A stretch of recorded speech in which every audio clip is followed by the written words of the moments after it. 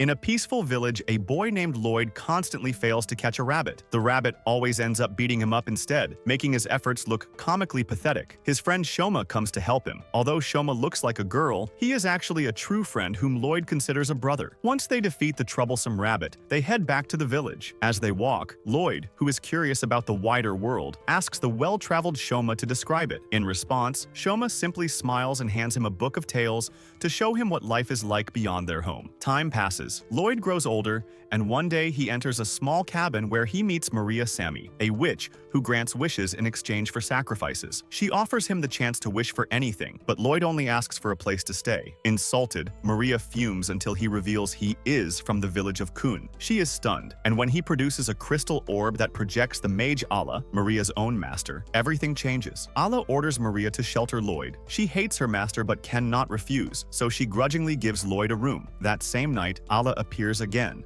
warning Maria to never approach Lloyd because he belongs to her before leaving a curse behind. The next morning, Lloyd cooks breakfast, and shocker, it is delicious. Maria is floored. Then Lloyd casually shows her his handkerchief that can clean anything. Maria freezes. That is the legendary rune she nearly broke herself learning, and this clueless kid uses it for laundry. To make her feel worse, Lloyd adds the only other skill he has is summoning rain. Maria's pride is crushed. Later, Lloyd finally heads into the city, wide-eyed at everything around him, but he overhears whispers. Hundreds are here for the night exam, and spies plan to unleash monsters during the trial. Just then, a hooded blonde girl bumps into a knight who mocks her as the cursed belt princess. Hurt, she slips into an alley. That is when a massive cricket monster lunges at her. She fights back desperately, but it is hopeless. The beast raises its claw for the killing blow, when suddenly Lloyd drops from above and smashes it with a single punch. The girl, shaken but grateful, introduces herself as Seelin. Later at home, Selene changes clothes, her heart racing after meeting Lloyd. She even puts on makeup, daring to dream he will see her differently next time. But the mirror crushes her hope. Still, she does not realize it yet. Her fate is already tied to Lloyd's. Meanwhile, Lloyd returns to Maria with money left over from errands, handing her a gift that leaves her blushing. As the episode closes, while Lloyd unknowingly wins hearts, knights in the shadows whisper about monsters being released during the exam. As the exam began, the officials were busy evaluating every participant. A brown-haired girl named Colin turned to her companion, Merton, the pale albino beside her, and asked if it was really safe to bring in people from the outskirts. He replied bluntly, for the sake of the kingdom, they had no choice. Not only were they at odds with neighboring counties, but they also lacked princesses and were already desperate. Collins still had her doubts because among the crowd she had spotted Rio Flaving, a one-armed mercenary with several arrest warrants, a woman famous for being untrustworthy. But Mertoan, who knew his way around deals, assured her that as long as there was a good bargain, Rio's presence would not be a problem. Collins' eyes also landed on that rude knight from earlier. His name was Alan Toyan Lidico, and he was already bickering with the blonde girl, Seelin. Mertoin explained that Alan had joined their troops immediately after being offered, though of course they had to tempt him first with an officer's position. Meanwhile, Rio scanned the other applicants for the trial, but inside she was trembling with fear. The aura around Lloyd was so overwhelming that she thought he would devour her alive when in truth Lloyd was just trying to be kind. He barely managed to apologize before Celine suddenly appeared, slamming Rio against a wall. The blonde, drooling over Lloyd, declared boldly that he was hers forever. Lloyd just breathes and she is already obsessed. But being a jealous woman, Selena demanded to know who this so-called homewrecker was that dared to get close to her man. Once she learned they had just met, she cooled down instantly and went back to chatting with Lloyd like nothing happened. Rio thought this was bizarre, but she quickly realized if a simple peasant and a noble could get close, that could mean a lot of gold. Just then, a soldier announced the start of the combat trials. The albino approached the one-armed mercenary and asked if she was ready. Of course she was. She needed to clear her name at all costs. But one thing worried her. Who the hell was that blonde boy? The albino admitted he was just as scared. He had no idea who Lloyd was, but he was certain this kid could wipe them all out with a single smack. Soon, Rio's group was called up for the trial. Meritoan wanted to keep his eyes on Lloyd to see what he could do, but Colin dragged him away for other business. Meanwhile, Maria sat calmly sipping her coffee, only to be joined by her master, Allah, who casually poured herself one, too. They discussed Lloyd, convinced he had surely passed the test, but they could not be more wrong. The next morning, Colin formally welcomed all the new recruits, while Rio and Seelan searched everywhere for Lloyd. Rio suspected the albino had something to do with Lloyd's absence, but when she saw his confused face, she realized he was just as clueless. As Colin gave her speech, paranoia spread. Murderin had lost a potential powerhouse. Rio had lost her chance for profit and Celine had lost her man. Then Colin dropped a bomb. She revealed that the missing princess was none other than Maria Sammy and promised a massive reward to whoever could find her. Meanwhile, we see Lloyd walking away sadly because he did not make it into the academy. Wait, what? How could the most broken powerhouse of them all fail to get in? Wandering through the city, Lloyd suddenly runs into another giant cricket monster and smacks it down in a single hit. Right after, he spots a job posting and heads off to apply. He ends up at a restaurant only to be attacked by a huge muscular man ready to crush him. This beast of a man is Crown Molly Dimu, a former officer of the Royal Guard. But Lloyd, being broken beyond reason, dodges effortlessly and even apologizes. The muscle man pauses, shocked at Lloyd's insane reflexes. Lloyd calmly explains he is only here for the job, but Crown mistakes him for some professional underworld killer. To prove he is no thug, Lloyd offers to cook. Meanwhile, elsewhere, the albino and the girls review Lloyd's exam, and they are stunned. His entire paper is covered in scribbles. Colin shows up, sees the mess, and smacks her partner, but then realizes those were not random scribbles. They were ancient runes, which means if Lloyd can write these, he can also control magic in ways nobody else can. Overpowered, does not even begin to cover it. Back with Lloyd, he cooks up a meal for Crown. 3-star Michelin quality, flawless. The muscle man still does not trust him, but after tasting it, he is blown away. Impressed, he introduces himself properly and hires Lloyd on the spot. Meanwhile, back at the academy,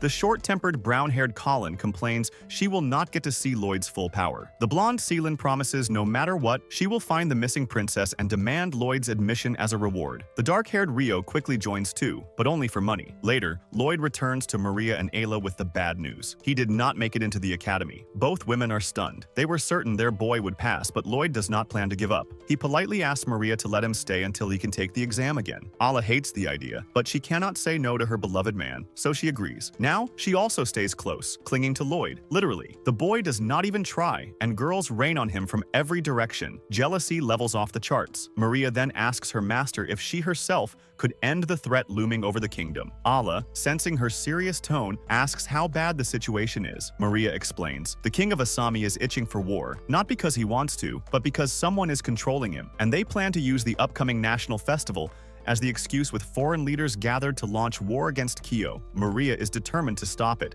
but Ayla shakes her head. People of Kunlun do not meddle in politics. Their role is only to handle the supernatural, dragons, demon kings, things humans cannot face. She reminds Maria 5 years ago, she begged her for help to control runes, and since then, she has hunted the one truly responsible. But her master warns, do not rush blindly, for she has seen countless who tried and paid the price. Ayla gave one last warning. If Maria ever tried to drag Lloyd into her mess, she would take him away forever. Then she mocked her, telling her to stop being lazy and fix her own problems if she really wanted to help her little sweetheart enter the academy. Furious, Maria snapped because this was not something that could be fixed so easily. Before leaving, Ayla cast a curse on her student, so bad luck would strike if she dared insult her again. Exhausted, Maria finally tossed her master's crystal orb into a well. The next day, Murden sat with Rio at Crom's restaurant, discussing their plan to find Lloyd and the missing princess, but he was baffled. The restaurant, once filthy and awful, was now spotless and packed with customers. Rio asked about the owner, and Mertun explained he was once a royal escort in the army. Crom himself arrived with their meals,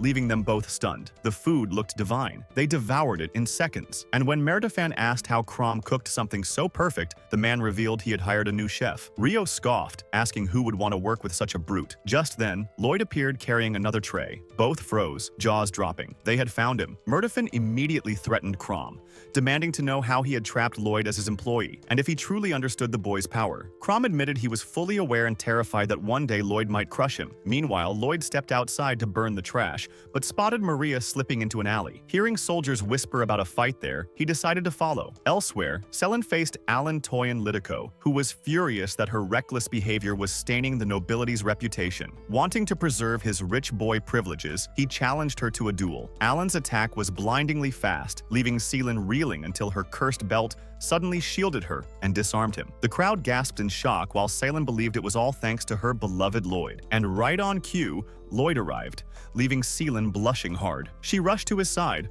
all sweet and clingy, just as the others arrived. Stunned to see him there, Selen proudly declared that her man would fight Alan for her honor. Murden encouraged it, wanting to see Lloyd's true power. Even Colin, suspicious at first, joined in. Alan, the arrogant narcissist, mistook it all as an audience, eager to watch his noble skills. He accepted the duel, even asking Lloyd to assist him. Lloyd tried to decline, insisting he was too weak, but was eventually pushed into agreeing. Rio grew worried. What if Lloyd accidentally sent Alan straight to the afterlife? But Merton assured her, as long as nobody hit the face, it would be fine. Alan then insisted Lloyd throw the first punch, even demanding he strike his face directly. Rio and Merton thought it was over. Alan was done for. Crom muttered that if nobody finished off that arrogant knight, it would be a waste. But just as Lloyd was about to land the fatal smack, a sudden whirlwind swept him away. Crom recognized it. This was Maria's magic. She pulled Lloyd out of the duel and scolded him for acting recklessly. Yet, as always, Lloyd's innocent charm melted her anger. Crom, who had followed, confirmed it was her spell. After sending Lloyd back to the restaurant, Maria and Crom caught up, and she explained the dire problem with the king. Someone was controlling him to provoke war against Joe during the national festival. She needed Crom's help. Later that evening, Merton was training relentlessly when Colin brought him coffee, asking why he never rested. He revealed the tragic truth. His village had lived in poverty, and when the goo invaded, everything was taken. Since then, he swore never to let it happen again. Elsewhere was with Rio, who mocked her because her serious relationship with Lloyd was falling apart. Flustered, Celine denied it, then proposed they visit Maria for clues about the missing princess. Together, they knocked on her door but were shocked when Lloyd himself answered. Inside, Celine spiraled, realizing her man was living with another woman. Rio Eversharp guessed that Celine's feelings came from Lloyd,